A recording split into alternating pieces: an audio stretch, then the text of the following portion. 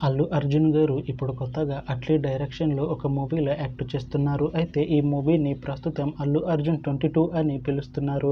అయితే అల్లు అర్జున్ గారు ఈ మూవీకి ముందు లాస్ట్ యాక్ట్ చేసిన మూవీ 'పుష్ప 2'. అయితే 'పుష్ప 2' మూవీ రిలీజ్ అయ్యి 1 ఇయర్ అయిపోయింది.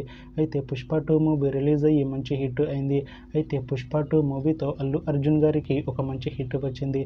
అయితే అల్లు అర్జున్ గారు 'పుష్ప 2' మూవీ రిలీజ్ తర్వాత 1 ఇయర్ టైమ్ గ్యాప్ తీసుకొని ఇప్పుడు మళ్ళీ ఈ మూవీలో యాక్ట్ చేస్తున్నారు అల్లు అర్జున్ గారు.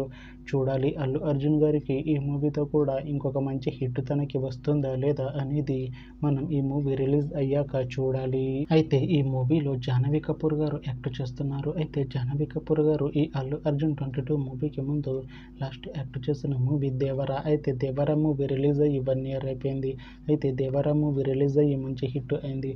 అయితే 'దేవర' మూవీతో జాహ్నవి కపూర్ గారికి ఒక మంచి హిట్ వచ్చింది.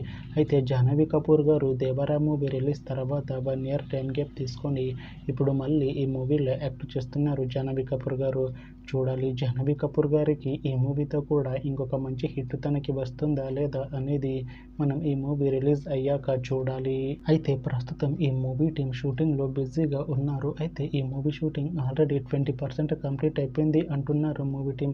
అయితే ఈ మూవీ టీం మాత్రం చాలా కాన్ఫిడెంట్గా ఉన్నారు. ఈ మూవీ మంచి హిట్ అవుతుంది అంటున్నారు మూవీ టీం.